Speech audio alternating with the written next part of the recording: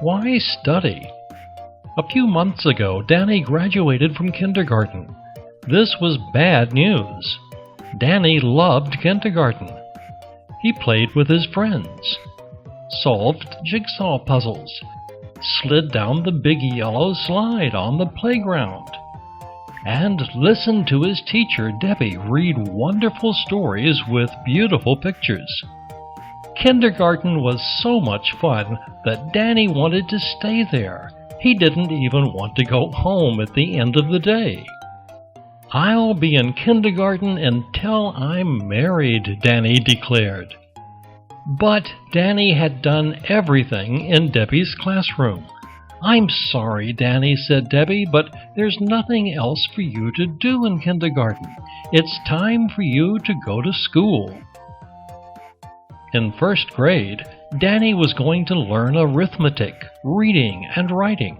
"Someday," said Debbie, "you'll be accepted to a big university and learn how to be an engineer or a doctor."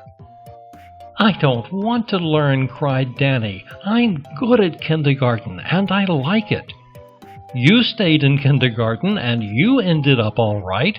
Why can't I stay too?" Debbie called Danny's mother. Danny's mother did not know what to do. "I can't force Danny to go to school," she thought. "He'll just drag his heels. I wonder." Then she had an idea. It was Danny's first day of school. His mother woke him up earlier in the morning than he'd ever gotten up before. Danny was tired and grouchy.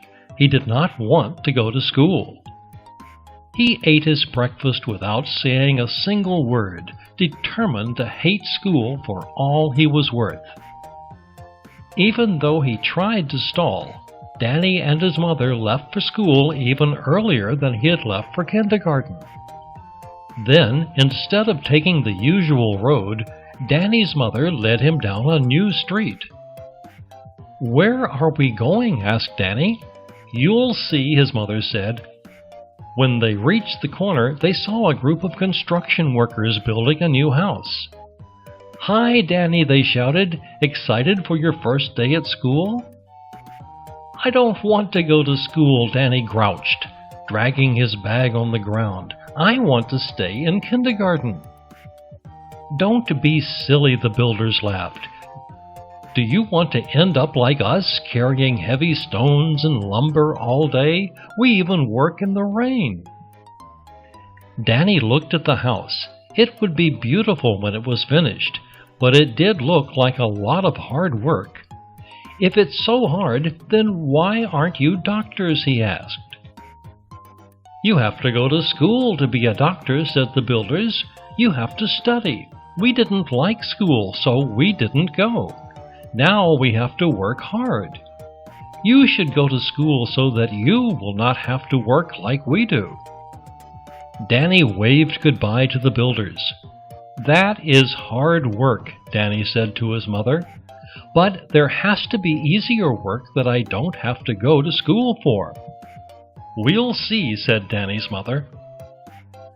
As they walked on, they met a gardener who was pruning the bushes around a house. "Hi, Danny," the gardener waved. "Why are you dragging your bag on the ground?" asked the gardener. "Aren't you excited to go to school?" "I don't want to go to school," Danny groused. "What's it good for, anyway?" The gardener stared at Danny in disbelief. "I can't believe my ears," the gardener cried. "Look at me. I work hard. When I'm lucky, I work in the hot sun. When I'm not, I work in rainstorms. I don't get to rest. I don't have a nice office, and my salary is low." "But why did you choose such a hard job?" Danny asked the gardener. "Why not be a lawyer instead? Lawyers get nice offices. My uncle has one." "Oh, my chance at that kind of life is long gone," the gardener replied. "You can't be a lawyer if you don't study. When I was a boy, I didn't like school. I skipped class whenever I could.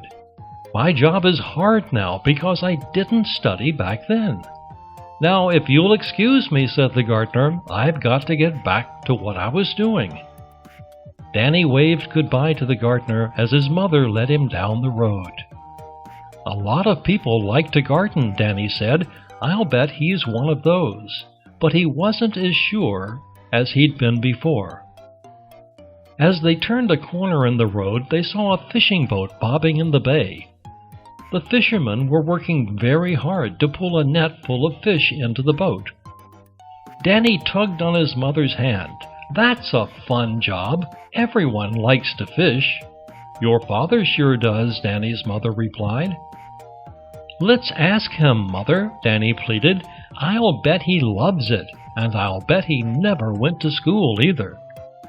Mother looked at her watch. "Okay, Danny, but then we have to hurry. We're going to be late." Luckily, the fishing boat came to the dock just a few minutes later. The fishermen were tired and sweaty. They hadn't caught a lot of fish. They sighed as they left the ship. "What a long day! Too bad we didn't have anything to show for it." "Why are you all so sad?" Danny asked them. "You have such a fun job. You get to eat all the fish you want, you make a lot of money selling the rest, and you never had to go to school." "Oh, Danny, you don't know what you're talking about," the fisherman answered. "Our work is very hard. When everyone we know is asleep and warm in their beds, we're out in the dark and the cold. Sometimes the sea is dangerous, too. But we go out to fish anyway. Plus," the fisherman told him, "fishermen have to spend a lot of money. First you need to buy a boat, then fishing equipment, and then when it all breaks, you have to buy more. No matter how much we make, it's never enough."